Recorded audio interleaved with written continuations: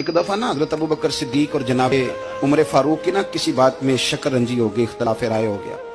तो जनाब उमर जरा डाढ़ी तबीयत के बंदे थे, डांट दिया अबू बकर सिद्दीक को। तो सिद्दीक एक बार नरम बंदे थे, माड़े दा की काम मोहम्मद नस जाना या रोना। तो वो गा के ना तो पहले घर रोए, फिर हुजूर के पास चले गए।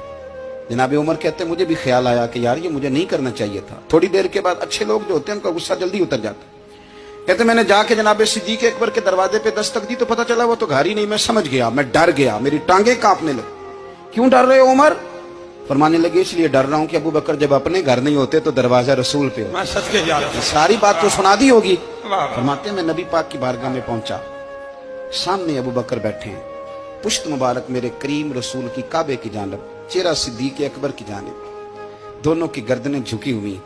जनाब उमर पाक फरमाते हैं कि मैं बैठा था और सोच रहा था, सलाम ली, जवाब मिला, पर गर्दनें नहीं उठाई दोनों ने, मुकद्दस गर्दनें झुकी रही। मैं सोच रहा था कि अब हुजूर मुझे डांटेंगे तो मैं सिद्दीक के पैर पकड़ूंगा, मैं अली को सिफारिशी बनाऊंगा, मैं मिन्नत करूंगा, लेकिन कोई बोले तो बात बने ना। कहते जब देर हो गई, ये सुकूत भी बड़ा मुश्किल होता है। ओहो, अगर कभी वो चुप कर जाए तो ये भी बड़ा मसला है, महबूब भी चुप कर जाए। कहते मैं बड़ा परेशान हुआ, जब मेरा कलेजा मुंह को आया ना तो जनाब उमर कहते मैं बोलने लगा तो आंसू मेरे पहले निकल गए। अल्लाहू अकबर। मैंने रो के कहा सोनिया भूल गया था, मैं गया था अबू बकर के घर माफी मांगने, पर ये यहाँ आ गए।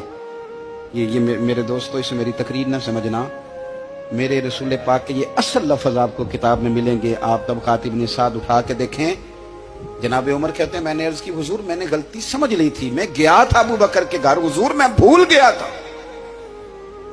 फरमाते हैं नबी पाक ने जब गर्दन मुबारक उठाई तो हुजूर की दाढ़ी आंसुओं से भरी हुई। और लफ्ज क्या थे? फरमाया उमर तुम मेरी खातर मेरे अबू बकर को माफ नहीं कर सकते थे? आप बात को समझे, ये नहीं फरमाया अबू बकर ने गलती नहीं की, फरमाया छोड़ नहीं सकते थे, तुम मेरी वजह से मेरे साहब को छोड़ नहीं सकते थे।